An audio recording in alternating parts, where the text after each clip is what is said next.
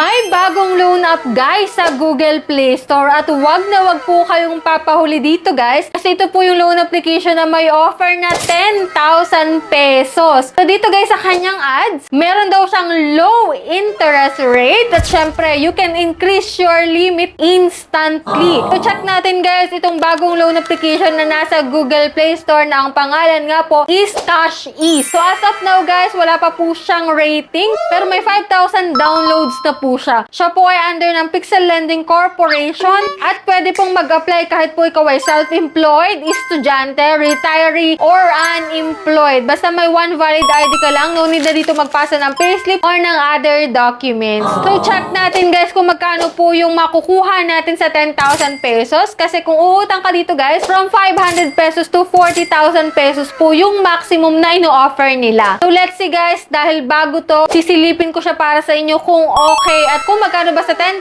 yung mare-reserve natin. But before tayo magsimula guys, syempre kung hindi ka pa po nakasubscribe at gusto mo na mga gantong video, just click the subscribe button, turn on the notification bell and be updated sa aking mga latest upload. Kasi every video po na ina-upload ko, kumukuha po ako ng 2 lucky winners. At ito na po yung 2 maswerteng napili ko ngayong araw. So congratulations po sa inyong 2, mag-PM na po kayo sa aking Gmail account para ma-claim nyo yung prize nyo. And for those na gustong sumali dyan at hindi pa nananalo o kaya naman ay nanalo na, naku, pwede pa rin po yan. Basta don't forget to like this video, mag-iwan po ng comment dyan sa comment section at please share para makasali kayo sa pamanli cellphone giveaway natin, which is, eto na nga ang nanalo ngayong month of Feb. Ibig, naku, napakaswerte mo po. Pwede mo po yung i-convert into cash. Ayan, kaya sa mga gusto dyang sumali, stay connected, stay active lang, walang aayaw. And so much for that guys. Syempre, kung gusto mo namang umutang ng instant 10,000 tapos downloadable pa sa Google Play Store, keep on watching.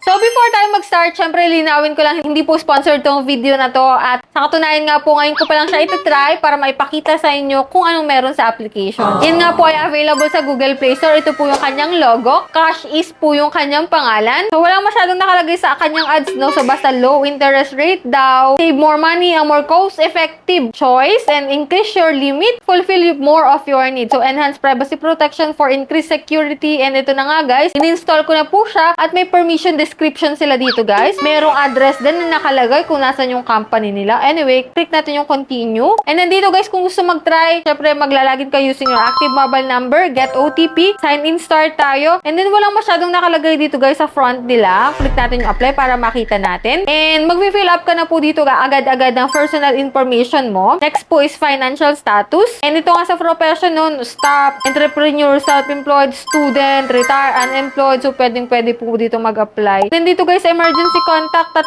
contact number po yung inyong ilalagay, which is dapat aware sila para hindi na sila magulat kung iti-text man sila or tatawagan. And then dito guys, sa ID information, halos pwede naman po lahat. And dito guys, ito na, from 500 pesos to 40,000 pesos po ang ino-offer niya. At meron din po dito na Peso Connect, Cash Ready, Cash Go PH, Swift Cash, na same din po ang amount of 500 to 40,000. Click natin yung apply now kay Cash Ease para makita natin. Ito to nga guys, yung sinasabi ko kanina, instant loan offer na 10,000 pesos. So kung makikita mo dito guys sa loan details, instant 10K tapos 120 days yung kanyang loan duration. At ang marireceive daw po natin sa 10,000 is 9,992 pesos at 8 pesos lang yung kanyang interest. At yung service fee niya po is 8 pesos lang at may interest na 320 pesos. So date of application ko po is Feb 18 at due date po dito is June 18, 2026. May repayment plan kung makikita mo, hinati po sa 3 bayaran yung 10,000 pesos. So ito guys, yung loan details na ito, nakita ko na rin po ito sa App Store at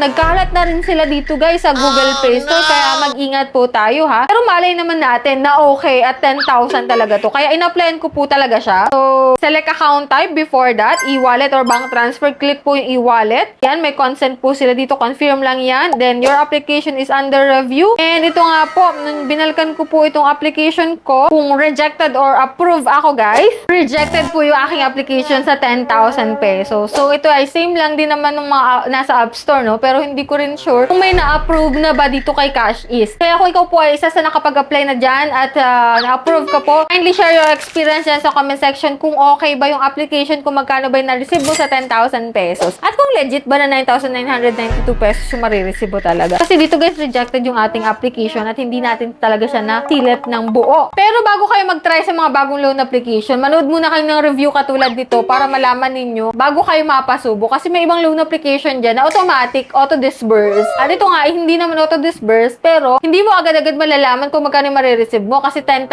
yung instant loan offers nila. Kaya ingat din po kayo. Kasi naka-experience na po ako before na 10,000 yung offer, pero hindi naman po 10,000 yung na-receive ko, no? So, yan. Kaya lagi kong payo sa inyo, bago kayo mag-try sa isang loan application, manood muna ng review at syempre alamin nyo kung magkano yung mauutang nyo, magkano yung service pinababayaran, yung interest, at syempre kung hanggang kailan mo siya pwedeng bayaran para at least hindi ka na magugulat at hindi ka na mag-worry na, bakit mataas? Bakit ang laki-laki ng bawas? O, diba? So, yan lang yung vlog natin for today and hoping ako na nagkaroon kayo ng idea about dito kay Cashies. So, let me know your opinion kung okay ba para sa inyo yung kanyang loan terms or hindi. So, comment po dyan sa comment section. And that's it. Sa mga hindi pa dyan nakasubscribe sa aking YouTube channel, kindly click the subscribe button, turn on the notification bell, and be updated lagi sa aking mga latest uploads. So, bye-bye na muna for now, guys. See you on my next video.